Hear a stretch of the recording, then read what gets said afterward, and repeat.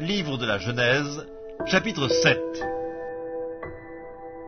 L'Éternel dit à Noé, « Entre dans l'arche, toi et toute ta maison, car je t'ai vu juste devant moi parmi cette génération. Tu prendras auprès de toi 7 couples de tous les animaux purs, le mâle et sa femelle, une paire des animaux qui ne sont pas purs, le mâle et sa femelle, 7 couples aussi des oiseaux du ciel, mâles et femelles, afin de conserver leur race en vie sur la face de toute la terre, car encore 7 jours, et je ferai pleuvoir sur la terre 40 jours et 40 nuits, et j'exterminerai de la face de la terre tous les êtres que j'ai faits. » Noé exécuta tout ce que l'Éternel lui avait ordonné. Noé avait 600 ans lorsque le déluge d'eau fut sur la terre, et Noé entra dans l'arche avec ses fils, sa femme et les femmes de ses fils, pour échapper aux eaux du déluge.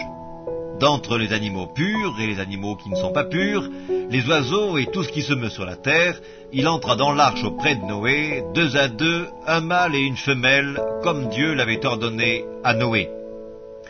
7 jours après, les eaux du déluge furent sur la terre.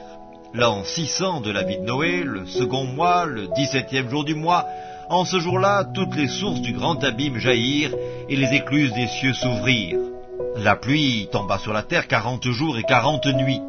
Ce même jour entrèrent dans l'arche Noé, Sem, Cam et Japheth, fils de Noé, la femme de Noé et les 3 femmes de ses fils avec eux. Eux et tous les animaux, selon leur espèce, tout le bétail, selon son espèce, tous les reptiles qui rampent sur la terre, selon leur espèce, tous les oiseaux, selon leur espèce, tous les petits oiseaux, tout ce qui a des ailes, ils entrèrent dans l'arche auprès de Noé, 2 à 2, de toute chair ayant souffle de vie. Il en entra, mâle et femelle, de toute chair, comme Dieu l'avait ordonné à Noé. Puis l'Éternel ferma la porte sur lui. Le déluge fut 40 jours sur la terre. Les eaux crurent et soulevèrent l'arche, et elle s'éleva au-dessus de la terre. Les eaux grossirent et s'accrurent beaucoup sur la terre, et l'arche flotta sur la surface des eaux. Les eaux grossirent de plus en plus, et toutes les hautes montagnes qui sont sous le ciel entier furent couvertes. Les eaux s'élevèrent de 15 coudées au-dessus des montagnes qui furent couvertes. Tout ce qui se mouvait sur la terre périt, tant les oiseaux que le bétail et les animaux, tout ce qui rampait sur la terre et tous les hommes, tout ce qui avait respiration, souffle de vie dans ses narines, et qui était sur la terre sèche, mourut.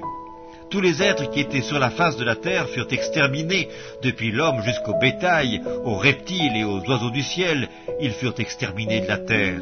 Il ne resta que Noé et ce qui était avec lui dans l'arche. Les eaux furent grosses sur la terre pendant 150 jours.